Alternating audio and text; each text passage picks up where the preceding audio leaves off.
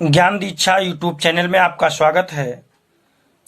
आज हम भारतीय शिक्षा का ऐतिहासिक परिप्रेक्ष्य के अंतर्गत ब्रिटिश काल में जो शिक्षा प्रणाली थी उसके बारे में हम पहले वीडियो में आपको पढ़ा चुके हैं। इसके जो किन किन पड़ावों से होकर के भारत में ब्रिटिश शिक्षा प्रणाली जो है आगे बढ़ी, किन किन पहलुओं से होकर करके गुजरी, किन किन व्यवस्थाओं को करते हुए भारत में जो है शिक्षा व्यवस्था का प्रचार प्रसार किया गया।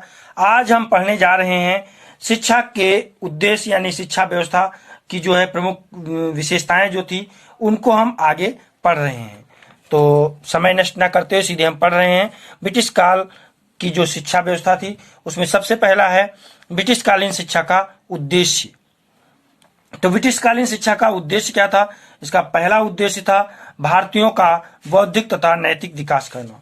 क्या था? देखो, पहले तो सबसे पहले हम देख लेते हैं ब्रिटिश काल में शिक्षा के दौरान भारतवर्ष में शिक्षा के उद्देश्य अकल्पनीय परिवर्तन लाए। अंग्रेजों ने अपने शासन को मजबूत करने के लिए शिक्षा का सहारा लिया। भारत में ब्रिटिश शिक्षा नीति के उद्देश्य का जो है कुछ कम पहलुओं के आधार पर हम थोड़ा कमी पहलुओं के आधार पर अध्ययन कर रहे हैं। तो सबसे पहला है भारतीयों का बौद्धिक तथा नैतिक विकास करना। आपको पता होना चाहिए कोई भी शिक्षा व्यवस्था है अपना कुछ न कुछ उद्देश्य लेकर के जरूर आती है। तो इसका उद्देश्य था ब्रिटिश शासन के दौरान भारतवर्ष में शिक्षा का एक प्रमुख उद्देश्य था भारत में रहने वाले व्यक्तियों का बौद्धिक विकास करना, यानी बुद्धि का विकास करते हुए नैतिक विकास करना था।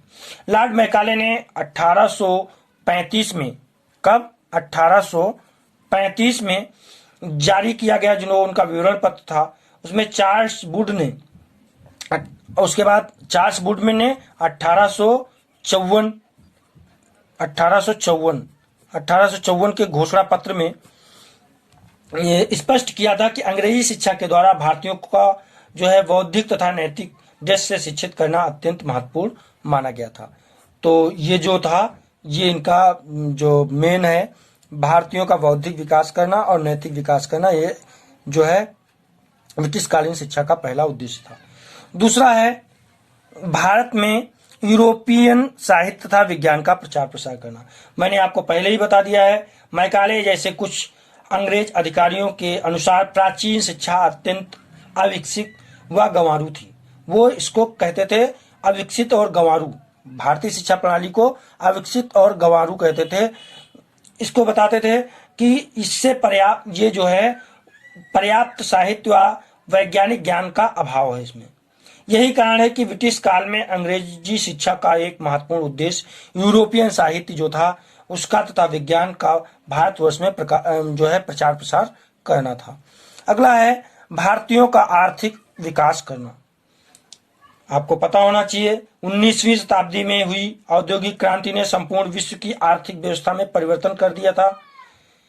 औद्योगिक क्रांति के फलस्वरूप अंग्रेजों ने भारत में अनेक उद्योग धंधे स्थापित किए। वहां से कच्चा माल भी इंग्लैंड ले जाने लगे। इससे भारत का कुछ आर्थिक विकास हुआ, परंतु इन सबके लिए शिक्षित व्यक्तियों की आवश्यकता थी। अतः ब्रिटिश शिक्षा का एक उद्देश्य भारत में आर्थिक विकास को प्रोत्साहन देना था, यानी प्रोत्साहित करना था। ये शिक्षा के माध्यम से ही संभव हो सकता था क्योंकि पढ़े लिखे लोग ही उसमें आगे बढ़ सकते थे। अगला है ब्रिटिश शासन की सहायता के लिए भारतीयों को प्रशिक्षित करना। आपको पता होना चाहिए लॉर्ड मैकाले के अनुसार ब्रिटिश भारत में शिक्षा का उद्देश्य ऐसा वर्ग तैयार करना था जो हमारे द्वारा शासित लाखों व्यक्तियों के बीच मध्यस्थ का काम कर सके। ऐसा वर्ग जो रंग रूप में तो भारतीय हो परंतु रुचि, नैतिकता और बुद्धि में अंग्रेज हो। यह स्पष्ट है कि मैकाले पाश्चात्य शिक्षा प्राप्त भारतीयों की सहायता के लिए भारत पर अंग्रेजों के शासन को दृढ़ करना चाहता था, यानी भारतीयों की सहायता से जो अंग्रेजी शासन था भारत में मजबूत करना चाहता था। किसके माध्यम से? भारतीयों के माध्यम से। तो उनको शिक्षित करके, वो रंग रूप में तो भारतीय थे लेकिन उनकी जो अंग्रेजी भाषा, अंग्रेजी साहित्य, पाश्चात्य साहित्य को पढ़ करके आते थे तो उनकी रुचि, नैतिकता और बुद्धि जो थी वो अंग्रेजी थी। तो उनके माध्यम से वो भारतीयों पर शासन करना चाहते थे। दूसरा इसका पड़ाव है निस्यंदन सिद्धांत, जिसको हम निम्नवत छन्नीकरण सिद्धांत कहते हैं। निम्नवत छन्नीकरण सिद्धांत, जिसे हम कहते थे छनाई का सिद्धांत। इसको हम सरल भाषा में बोल सकते हैं छनाई का सिद्धांत। अब आपको हम इसमें बता देते हैं छनाई का सिद्धांत है क्या, तो इसको आप समझ लेते हैं। अंग्रेजों का भारत में बने रहने का प्रमुख हित राजनीतिक था, राजनीतिक हित था। वह नहीं चाहते थे कि जनसाधारण को शिक्षित किया जाए, वो ये कभी नहीं चाहते थे कि सारी जनता जो है वो शिक्षित हो जाए। उनका मेन उद्देश्य था कुछ लोगों को शिक्षित करके उन्हें मूर्ख बनाया जा सकता है। उन्हें भय था कि जन जागरण शिक्षित हो जाने पर अपने अधिकार की मांग करेंगे। इसलिए लॉर्ड मैकाले ने 1935 में घोषित विवरण पत्र में केवल सम्भ्रांत वर्ग को शिक्षा देने का निश्चय किया था, केवल सम्भ्रांत व्यक्ति को। सम्भ्रांत वर्ग जो था वो आर्थिक स्वार्थ अंग्रेजों के साथ मिलकर बहुसंख्यक जनता का शोषण करके पूरा जो हो सकता था। आपको पता होना चाहिए ये अमीर लोगों को, सम्भ्रांत लोगों को बकाते रहते थे और उनसे गरीब जनता का शोषण कराते थे और अपने शासन को मजबूत करते रहते थे। उनका विचार था कि अंग्रेजी माध्यम से शिक्षित सम्भ्रांत वर्ग जो होता है उनके रहन सहन, आचार विचार तथा सम्भ्रांत जो सभ्यता का जो प्रभाव है निम्न वर्ग पर पड़ेगा। इस प्रकार से निम्न वर्ग जो है स्वतः ही कुछ न कुछ अंगों में शिक्षित हो जाएगा।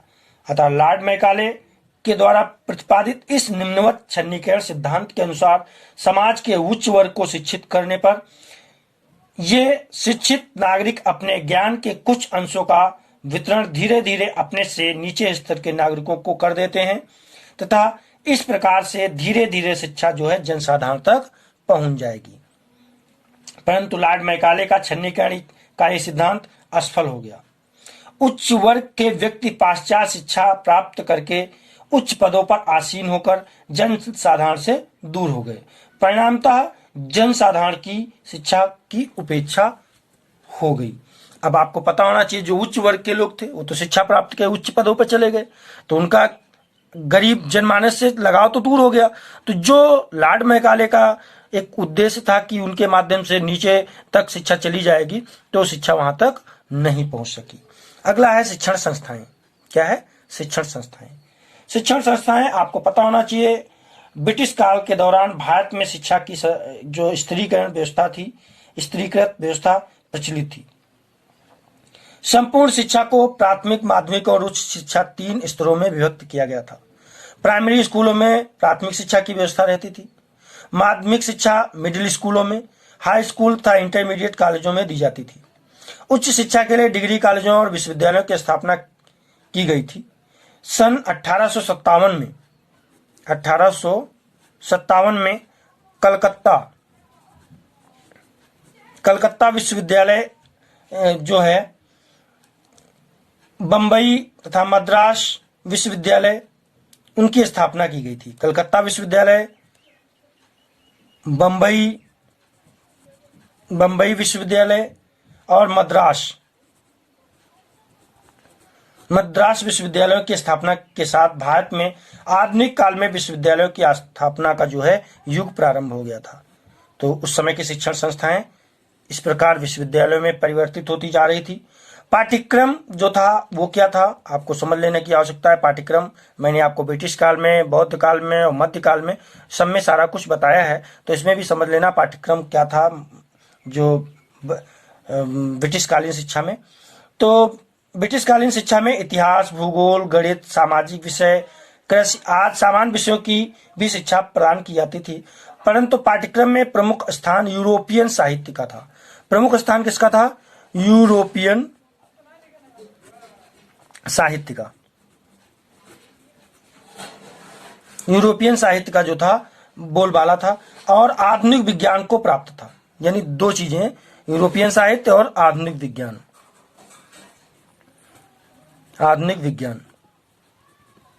इन 2 चीजों को प्राथमिकता दी जाती, जबकि इतिहास, भूगोल, नागरिक शास्त्र पढ़ाया जाता था। इसके साथ साथ जो है यूरोपियन साहित्य और आधुनिक विज्ञान को मुख्य रूप से स्थान प्राप्त था। छोटी कक्षाओं में शिक्षा का माध्यम मातृभाषा हुआ करती थी, क्षेत्रीय भाषा हुआ करती थी, परंतु माध्यमिक और उच्च कक्षाओं में शिक्षा जो थी वो अंग्रेजी भाषा के माध्यम से दी जाती थी। अंग्रेजी भाषा के माध्यम से शिक्षा प्रदान की जाती थी। शिक्षण विधियां यानी शिक्षण विधि जो थी वो क्या है? ब्रिटिश काल में शिक्षण विधि में कोई विशेष परिवर्तन नहीं आया था। प्राचीन व मध्यकाल की शिक्षा से ही अधिकांशतः व्याख्यान विधि का प्रयोग किया जाता था। विज्ञान विषयों की शिक्षा के लिए प्रयोगात्मक शिक्षण की छुटपुट व्यवस्था की गई थी। वैसे तो व्याख्यान विधि का ही प्रयोग किया जाता था, लेकिन विज्ञान वगैरह के लिए प्रयोगात्मक व्यवस्था थोड़ी बारी की गई थी। ठीक है ना। परीक्षा प्रणाली आपको पता होना चाहिए। ब्रिटिश कालीन शिक्षा में औपचारिक शिक्षा प्रणाली का प्रारंभ हो चुका था। मौखिक, लिखित तथा क्रियात्मक परीक्षा के द्वारा छात्रों के शैक्षिक विकास का मापन किया जाता था। किन किन माध्यमों से? मौखिक, लिखित तथा क्रियात्मक यानी प्रयोगात्मक तरीके से, करके बताने के तरीके से। विभिन्न विषयों में छात्रों के ज्ञान को अंकों की सहायता से अभिव्यक्त किया जाता था। यहाँ पर जो रिजल्ट होता था वो अंकों के माध्यम से बताया जाता था। छात्रों को उत्तीर्ण, अनुत्तीर्ण तथा प्रथम, द्वितीय श्रेणी, तृतीय श्रेणी देने का रिवाज भी ब्रिटिश काल में प्रारंभ हुआ था। इसी ब्रिटिश काल में प्रथम श्रेणी, द्वितीय श्रेणी, तृतीय श्रेणी जो थी इसमें डिवाइड किया गया था। अगला है अध्यापक प्रशिक्षण। ब्रिटिश कालीन शिक्षा व्यवस्था में अध्यापकों को औपचारिक प्रशिक्षण देना भी प्रारंभ हुआ। प्राथमिक तथा निम्न जो है प्राथमिक स्तर की कक्षाओं में अध्यापकों को नवीन शिक्षण विधियां, शिक्षा मनोविज्ञान तथा विद्यालय प्रशासन का ज्ञान कराकर उन्हें शिक्षण कला में निपुण किया जाता था। ब्रिटिश शिक्षा में अध्यापकों के प्रशिक्षण पर पर्याप्त ध्यान दिया गया था। यानी ब्रिटिश कालीन शिक्षा पर में देखा जाए अध्यापकों के प्रशिक्षण पर विशेष रूप से ध्यान दिया गया था। व्यावसायिक तथा तत्कालीन जो है व्यावसायिक तथा तकनीकी शिक्षा व्यावसायिक और तकनीकी शिक्षा का विधिवत शिक्षण भी ब्रिटिश काल में प्रारंभ किया गया था, क्योंकि विकास इसमें जो है यूरोपियन साहित्य और आधुनिक विज्ञान का इसमें जो है शिक्षा व्यवस्था की गई थी, जिससे व्यावसायिक और तकनीकी जो है शिक्षा पर विशेष ध्यान दिया गया था। इंजीनियरिंग कॉलेज, तकनीकी शिक्षण संस्थाएं, कृषि कॉलेज, अनेक प्रकार की संस्थाएं खोली गईं। मिडिल व हाई स्कूल के पाठ्यक्रम में भी तकनीकी और व्यावसायिक शिक्षा को महत्वपूर्ण स्थान दिया गया था। इसके बाद में अगला पॉइंट है बुनियादी शिक्षा। बुनियादी शिक्षा बुनियादी शिक्षा क्या है? 1937 में प्रांतों में शासन की बागडोर कांग्रेसी मंत्रिमंडल के हाथ में आने के उपरांत शिक्षा के इतिहास की सर्वाधिक महत्वपूर्ण घटना वर्धा में हुए शिक्षा सम्मेलन में बुनियादी शिक्षा योजना को स्वीकृत करना था। वास्तव में महात्मा गांधी हरिजन के माध्यम से, हरिजन जो है पत्र है, पत्रिका है, के माध्यम से शिक्षा व्यवस्था पर अपने विचार बहुत दिनों से प्रकट कर रहे थे। दिनांक 22-23 अक्टूबर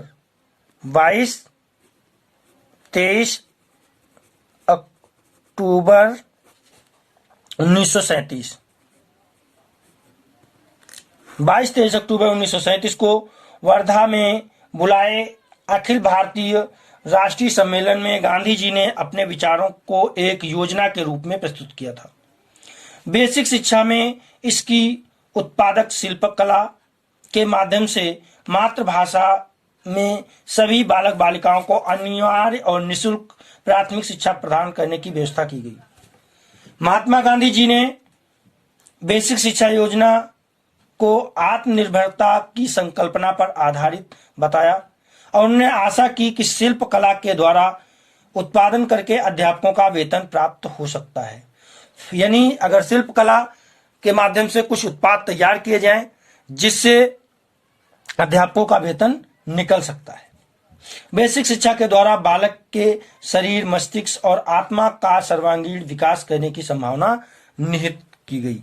ये गांधी जी ने बुनियादी शिक्षा पर वर्धा के सम्मेलन में 22-23 अक्टूबर 1937 में ये बात कही थी। तो बुनियादी शिक्षा को विशेष ध्यान दिया गया। अगला है नारी शिक्षा, women education. Women education British कालीन शिक्षा के प्रारंभिक वर्षों में नारी शिक्षा में कोई विशेष प्रगति नहीं हुई थी। नारी शिक्षा लगभग उपेक्षणीय बनी रही, परंतु बाद के वर्षों में नारी शिक्षा के लिए प्रयास किए गए। महिलाओं की शिक्षा को प्रोत्साहन देने के लिए अनेक कन्या विद्यालय भी खोले गए थे, लेकिन पहले कुछ विशेष कार्य नहीं किया गया था। अध्यापक छात्र संबंध, हर काल की शिक्षा व्यवस्था में हमने आपको अध्यापक छात्र संबंध के बारे में आपको हमने बताया है, तो इसमें भी समझ लेना है। ब्रिटिश काल में छात्र अध्यापक संबंध मात्र औपचारिक रह गए थे। कैसे रह गए थे? औपचारिक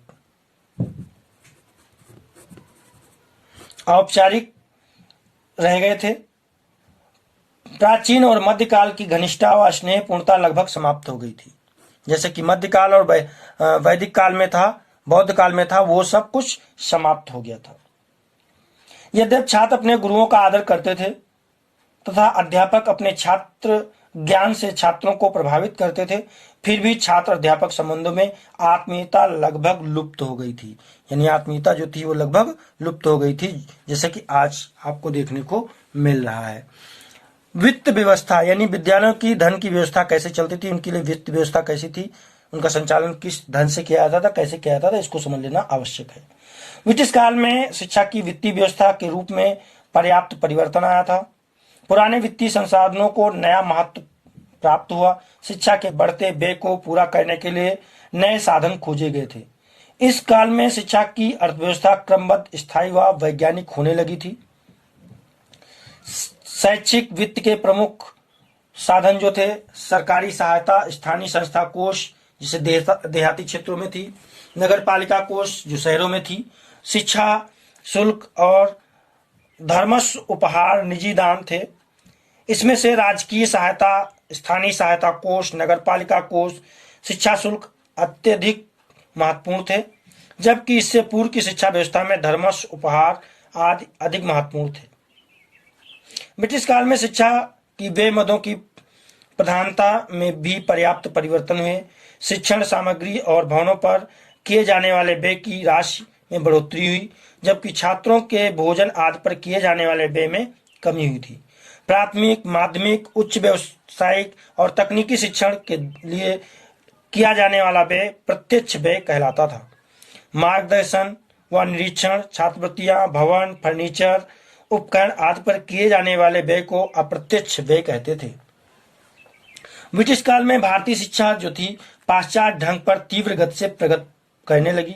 प्रभावशाली व्यक्तियों की अंग्रेजी के प्रति आस्था, पाश्चात्य शिक्षा प्राप्त व्यक्तियों को उच्च पदों पर नौकरी मिलना, शासक व शासित का संबंध होना आदि कारणों से पाश्चात्य शिक्षा पद्धति जो थी, यह शिक्षा व्यवस्था संपूर्ण भारतवर्ष में इसका प्रचार प्रसार होने लगा। स्वतंत्रता आंदोलन के दौरान प्राचीन शिक्षा पद्धति के आधार पर भी शिक्षा देने के भी कुछ प्रयास किए गए। महात्मा गांधी के द्वारा प्रतिपादित बेसिक शिक्षा योजना का विशुद्ध भारतीय प्रयास था। इस प्रकार हम कह सकते हैं कि ब्रिटिश काल की शिक्षा व्यवस्था के दौरान भारतीय शिक्षा में अल्पकालीन जो है वृद्धि हुई, अल्पकाल्पनीय वृद्धि हुई। आधुनिक भारतीय शिक्षा की आधारशिला ब्रिटिश काल में रखी गई।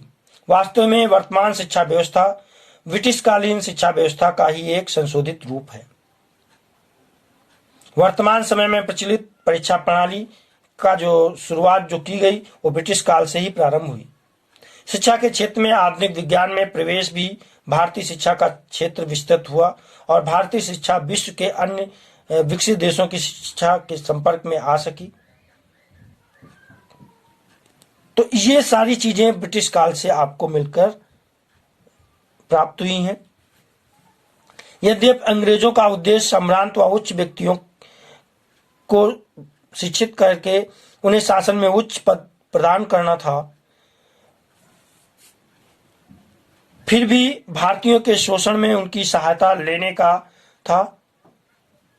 प्रारंभ में पाश्चात्य ढंग से शिक्षित अनेक नागरिकों ने स्वतंत्रता के प्रयासों का विरोध भी किया, परंतु कालांतर में बाद में धीरे धीरे पाश्चात्य शिक्षा प्राप्त नागरिक व स्वदेश प्रेमियों ने स्वतंत्रता आंदोलन में बढ़ चढ़कर भाग लिया और भारत की स्वतंत्रता का मार्ग भी प्रशस्त किया था।